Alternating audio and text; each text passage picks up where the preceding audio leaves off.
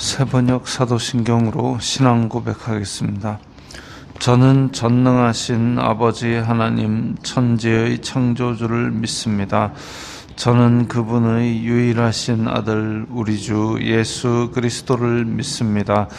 그분은 성령으로 잉태되어 동정녀 마리아에게서 나시고 본디오 빌라도에게 고난을 받아 십자가에 못 박혀 죽으시고 장사된 지 사흘 만에 죽은 자 가운데서 다시 살아나셨으며 하늘에 오르시어 전능하신 아버지 하나님 우편에 앉아 계시다가 거기로부터 살아있는 자와 죽은 자를 심판하러 오십니다. 저는 성령을 믿으며 거룩한 공교회와 성도의 교제와 죄를 용서받는 것과 몸의 부활과 영생을 믿습니다. 아멘. 거룩하신 아버지 하나님 감사합니다. 간밤에도 편히 쉬게 해주시고 새벽에 기도하는 자리에 불러주시니 감사합니다. 이 시간 저희들이 마음 중심으로 주님을 경외하게 하여 주시옵소서. 예수님 이름으로 기도드리옵나이다. 아멘. 찬송가 351장입니다.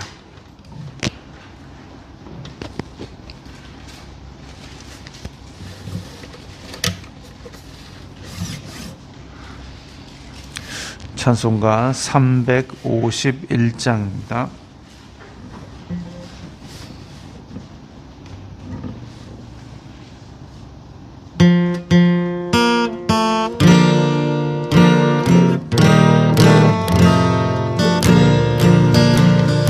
믿는 사람들은 주의 공산이 앞서가신 따라갑시다. 우리 대장 예수 길을 들고서 적전하는 곳에 가신 것 보라. 믿는 사람들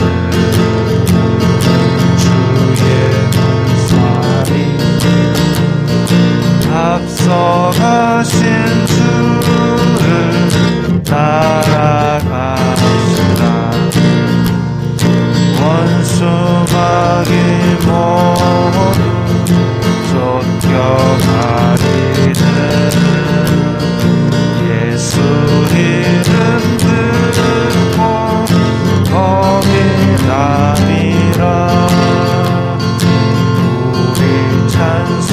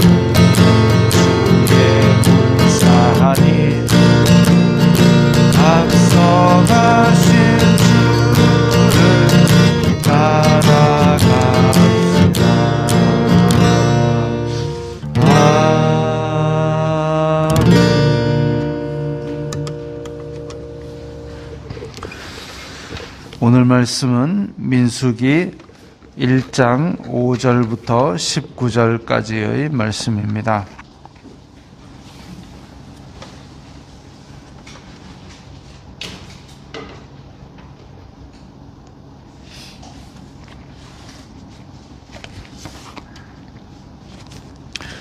민수기 1장 5절부터 19절까지의 말씀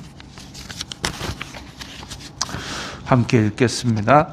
너희와 함께 설 사람들의 이름은 이러하니 르우벤 지파에서는 스데울의 아들 엘리술이요 시므온 지파에서는 수리삿대의 아들 슬루미엘이요 유다 지파에서는 암미나답의 아들 나손이요 이사갈 지파에서는 수알의 아들 느다넬이요 스불론 지파에서는 헬론의 아들 엘리압이요 요셉의 자손들 중 에브라임 지파에서는 암미훗의 아들 엘리사마요 므낫세 지파에서는 브다술의 아들 가말리엘이요 베냐민 지파에서는 기드오니의 아들 아비단이요 단 지파에서는 암미삿대의 아들 아히에셀이요 아셀 지파에서는 오그란의 아들 바기엘이요 갓 지파에서는 드우엘의 아들 엘리아삽이요 납달리 지파에서는 에난의 아들 아히라이니라 하시니 그들은 회중에서 부름을 받은 자요 그 조상 지파의 지휘관으로서 이스라엘 종족들의 우두머리라. 모세와 아론이 지명된 이 사람들을 데리고 둘째 달 첫째 날에 온 회중을 모으니 그들이 각 종족과 조상의 가문에 따라 20세 이상인 남자의 이름을 자기 계통별로 신고하며 여호와께서 모세에게 명령하신 대로 그가 시내 광야에서 그들을 계수하였더라. 아멘.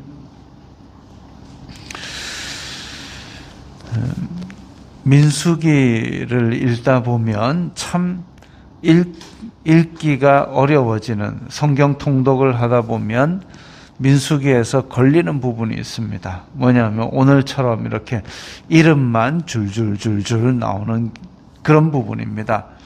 또 오늘 같은 경우는 그래도 12지파별로 나누어졌지만 누구의 아들은 누구요, 누구의 아들은 누구 그것만 계속 나오는 부분도 있습니다. 그래서 그런 부분들은 상당히 읽기가 어려워가지고 저는 그때 이제 아는 이름을 동그라미를 치기 시작했습니다. 성경에는 그래도 그나마 그 사람이 누구다라는 것이 소개된 부분이 있으면 그래서 동그라미를 쳐서 연결 그 다음에 읽을 때는 누구의 아들은 누구 했을 때 이 위에 있는 대수가 위에 있는 사람은 파란 동그라미, 밑에 있는 사람은 빨간 동그라미 그 다음에 또 누구의 아들은 또 파란 동그라미, 빨간 동그라미. 그렇게 해서라도 그 지루하고 어렵고 발음도 잘 안 되는 부분을 읽었던 적이 있습니다. 그런데 오늘은 12지파의 지휘관들을 이야기하고 있습니다. 모세와 아론, 너희와 함께 설 사람들의 이름은 이러하니 해가지고 르우벤, 시므온, 자 이렇게 12지파의 이름이 나오는데 원래는 르우벤, 시므온, 레위, 유다, 레위가 여기서 빠졌습니다. 왜 그런가 하면 레위 지파는 제사장 지파로 빠졌기 때문에. 근데 여기서 앞에서 그 백성들을 계수할 때 기준이 뭐냐면 20세 이상으로 싸움에 나갈 만한 사람. 싸움에 나갈 때는 레위 지파는 빠집니다. 제사장 지파 빠집니다.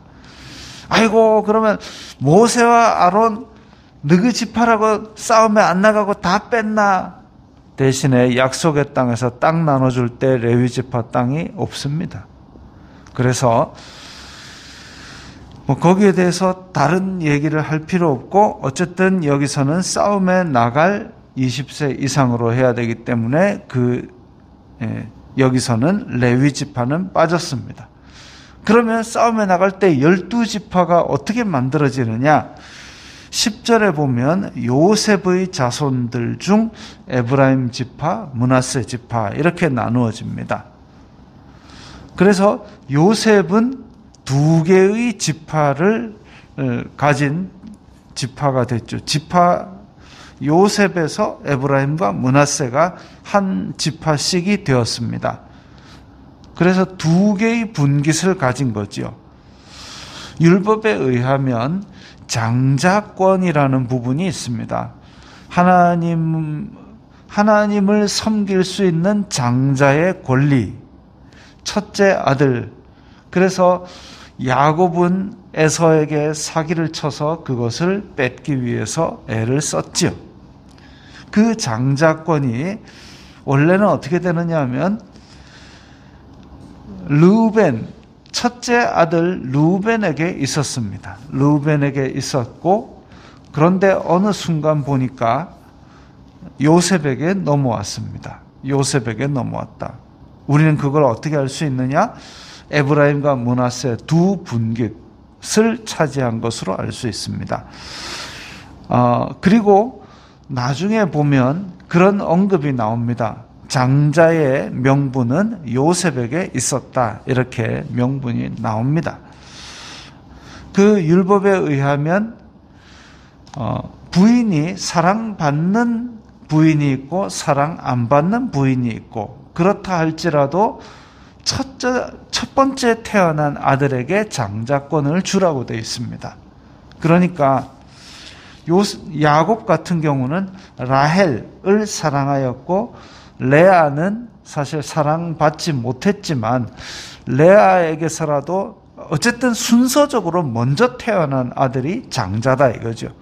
그래서 루벤이 장자입니다. 라헬의 아들 요셉과 베냐민. 물론 이제 요셉이 나중에 결과적으로는 장자권을 가져가지만 첫째 아들인 루벤이 장자권을 가지고 있었죠. 그럼 어쩌다가 넘어왔느냐? 루벤은 아버지의 부인 중의 하나인 사람과 또 이렇게 불미스러운 일을 합니다. 그로 말미암아 장자권이 박탈된 것으로 보입니다. 결과적으로 요셉의 2 아들에게 손을 얹어서 장자권에 대한 복을 내리는 장면으로 창세기가 끝이 납니다.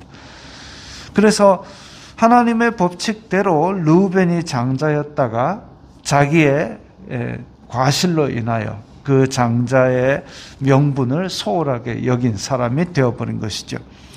그러면 그 다음에는 분명히 시므온과 레위 아니냐라고 얘기할 수 있지만 또 시므온과 레위는 그 세겜에서 칼부림을 해가지고 난리를 부린 적이 있습니다. 그 다음에 그러면은 유다 아니냐 이렇게 하나둘 내려오면 좋겠지만 어떤 이유에서인지 어쨌든 창세기 끝에서는 요셉의 2 아들 에브라임과 므낫세. 사실 므낫세가 장자이죠. 므낫세가 장자이지만 야곱은 원래는 오른손 밑에 므낫세, 왼손 밑에 에브라임 이렇게 요셉이 2 아들을 보냈는데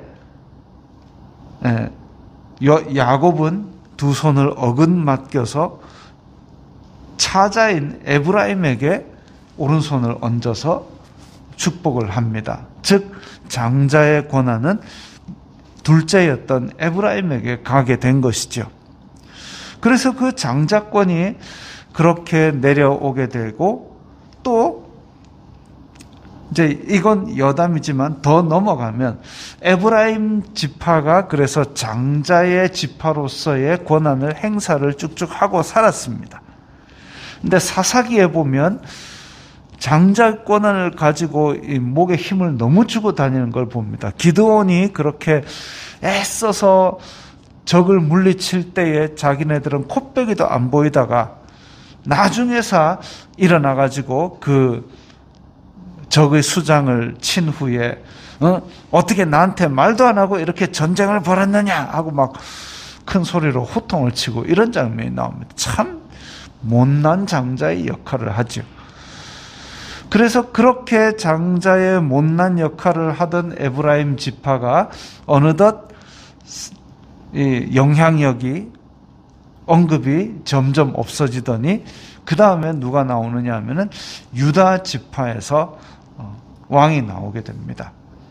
왕하고 장자하고는 좀 다른 개념입니다만은 어쨌든 하나님의 언약은 왕으로 이어지다가 그 다음에 그 왕마저도 유다 왕국이 멸망하면서 왕에 대한 이야기가 사라지고 그 다음에 나중에 유다 지파의 후손 예수님으로서 그 언약은 이어집니다.